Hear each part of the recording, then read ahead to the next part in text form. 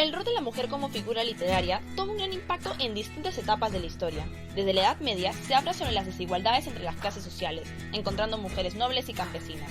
Las mujeres nobles contaban con riquezas y el poder que quisieran, pero pertenecían a un hombre y no se les permitía participar de la política. La mujer campesina eran las encargadas del hogar y trabajaban en algún negocio familiar siendo explotadas. Posteriormente, en el siglo XIX, la revolución introdujo los derechos activos, pero estos no se aplicaron para las mujeres, dejándolas en el margen mínimo de obtenerlos, excluyéndolas del voto, la educación y de cualquier derecho laboral, al presentar capacidades menores a las de los hombres.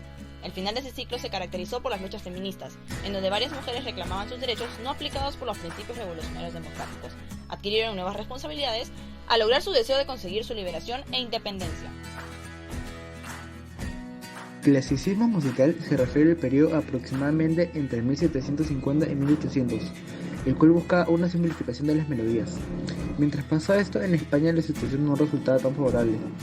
Esta época fue uno de los periodos más pobres de la música española, marcada por el dominio de la iglesia y la hegemonía de la música italiana establecida por los Borbones de la corte. Una de las características de la música del siglo XIX es su estilo romántico.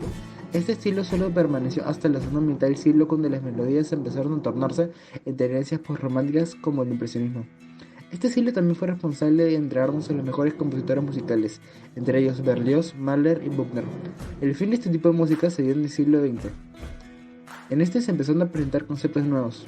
Una de las repercusiones más importantes de esta época fue presentarnos a algunos compositores musicales que hoy día son considerados genios. El nacionalismo surge con la llegada de grandes revoluciones que buscaban la construcción de un movimiento sociopolítico, el cual permitiría la creación de un sentimiento de pertenencia y patriotismo.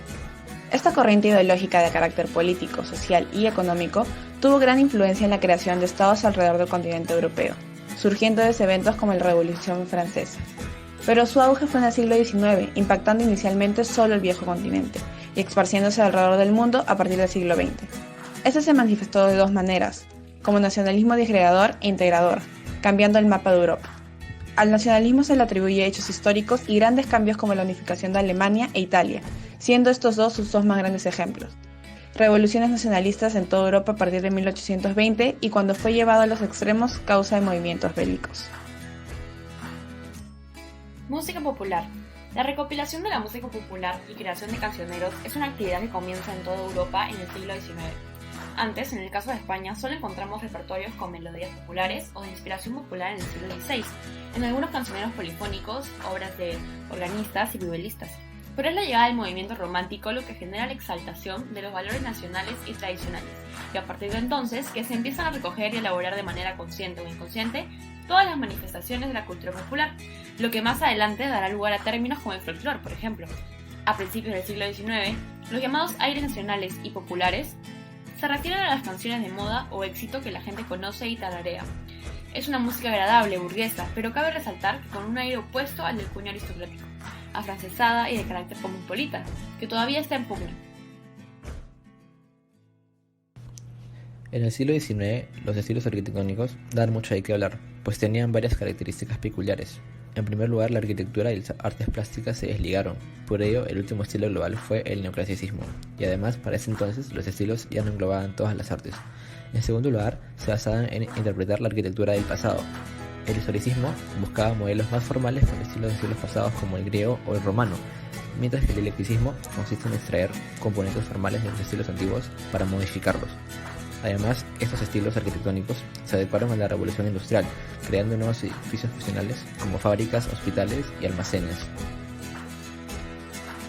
La fotografía dio su primera aparición en Francia en 1824, cuando Joseph Philips realizó la primera fotografía. Durante estos tiempos fue cuando se dio la revolución industrial. Durante 1861 y 1850 en Europa se pasan por épocas muy oscuras, pues ocurrían guerras, cambios en la política, entre muchos otros problemas. Y mientras todo esto sucedía, la cámara se convirtió en un elemento importante para los artistas europeos, y su uso se fue elevando poco a poco, volviéndose cada vez más y más reconocida, porque esta facilitaba cómo se vería la obra final. Se usaba mayormente para el retrato de personas, siendo el principal objetivo de este. Durante este siglo es donde la fotografía a color se experimenta, pero no teniendo mucho éxito, ya que en esos tiempos ese tipo de procedimientos eran complicados, y luego fue James Maxwell el que obtuvo la primera fotografía a color. Al igual que en Europa del siglo XIX, una época en donde nacían muchas corrientes y se esparcían por todo el continente mostrando distintos cambios, en la noticia nos muestran cómo Dark Academia, la que empezó como un club de lectura creando una comunidad de jóvenes influenciados por corrientes como el romanticismo, ha logrado alcanzar una popularidad repentina gracias al contexto en el que nos encontrábamos, ya que estudiantes preferían una educación más tradicional con la influencia del arte y las humanidades. Finalmente, aunque consideremos importante el análisis y educación de siglos pasados, creemos que de estos tenemos que aprender para evolucionar, ya que, aunque todas estas corrientes ayudaron en el desarrollo humano, habían errores y problemas en estos que no se detectaron por el contexto en el que se encontraban, como el rol de la mujer que impactó en la sociedad creando un cambio hoy en día. Sin embargo, en el artículo se expone cómo en una época el hombre blanco representaba la literatura y las artes, dejando de lado otras historias, realidades y voces.